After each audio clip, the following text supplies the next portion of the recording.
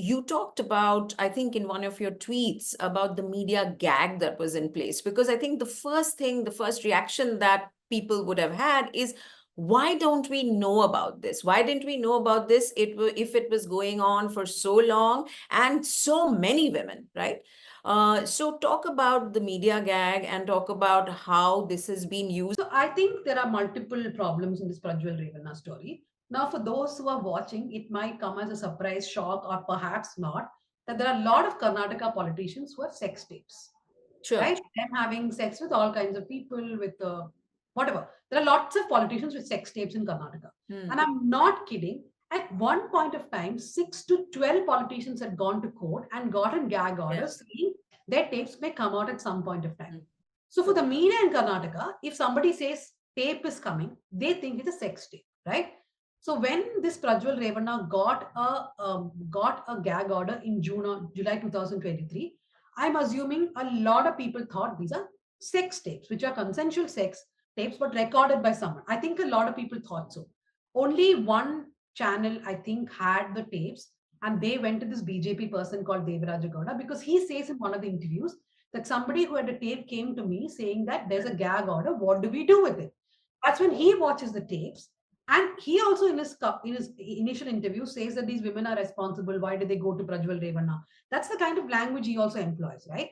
So I believe this there was a dual problem. One is that those who knew that there could be tapes assume that these are again the normal sex tapes. And second, there was a gag order. So people are like, anyway, there's a gag order. What's the point of watching and putting this But out? this is serious crime. These are sexual crimes, right? So when they watch these tapes and imagine 3,000 clips, right? So it's only in very few clips that there is actual violence, as in the sense that women are begging, because sexual violence can be many different ways. It could Sure. be because of power hierarchies, Yeah. and could have been forcing. So all that is not visible to us in the video. But in the video, you can visibly see two or three women begging, saying, please do not do this to me. At least one woman is very, very uncomfortable as to what is happening. It's only when these visuals come out that people realize that, hey, this is not a normal sex tape. This is not someone having consensual sex. There is more to this, right? So that's the problem. I think the media gags in Karnataka, it's ridiculous. We wrote about this last year. I mean, I've been talking about this for years now. We in fact wrote an article last year, myself, my colleague Shivani. We looked at the cases. There are 600 gags in total across Karnataka given from 2013, only in Bengaluru courts. We have not even looked at other district courts.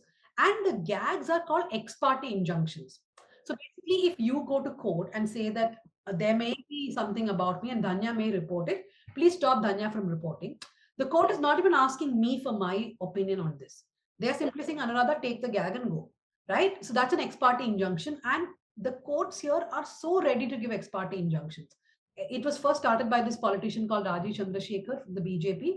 He's one of the first people who got an ex parte injunction against the wire. Then so many people, Tejasvi Surya, before his first election, there was a woman who had accused him of harassment. He took a gag order. It was vacated. Both these gag orders were vacated by a higher court later, saying this is against freedom of expression. And after that, and now it's spread to all parties, JDS, Congress. The BJP, of course, gets a higher number of ex parte injunctions, but it's ridiculous. Now it's not just politicians, normal people are getting it. I've got two gag orders from a woman whose husband was accused of harassing his Dalit colleague to the extent the Dalit colleague died of suicide. So we wrote stories about it. The woman has sued for a gag, and the court has given a gag order. We wrote the story. Despite the gag, now we have a contempt of court case. We have all of us are facing gag orders where there was a Swamiji who was accused of rape.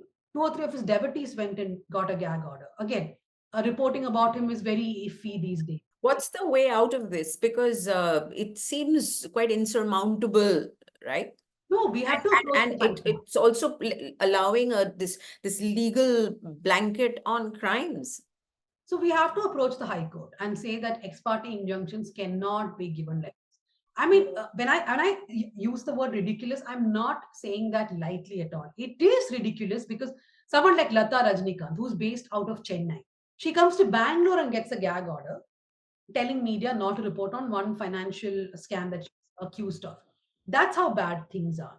So I think the only way is for the High Court to jump in like we have to approach the High Court, and then the High Court will have to give instructions that ex parte injunctions cannot be given like this. In ex parte or any injunction has to be the last course, right? And this has to be done collectively, right? So it cannot be the News Minute and the Wire or the Indian Express or the No, Times no, of we India. are It has looking at to be yes. either the Editors Guild of India or Digipub or the Press Council. How? The easiest way to go to court is if you are an affected party, right?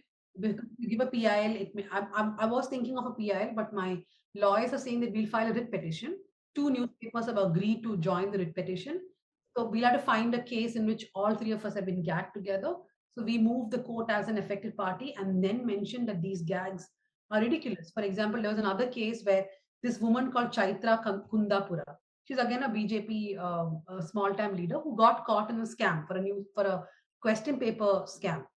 And then when she goes to jail, everybody reports saying Chaitra Kundapura, Chaitra Kundapura. Kundapura is also a place in Karnataka. So somebody goes to the court and says that repeating her name multiple times is defamation to the place. So you have to stop saying Kundapura. And the court has given a gag order. So now if you see most newspapers write as Chaitra K. I mean, I don't understand what magistrates are thinking while giving gag orders. Some of the gag orders really make me think that there's no application of the law or the mind there. And it has been criticized so much. Still, people are continuously giving it. So I hope the High Court will intervene at some point.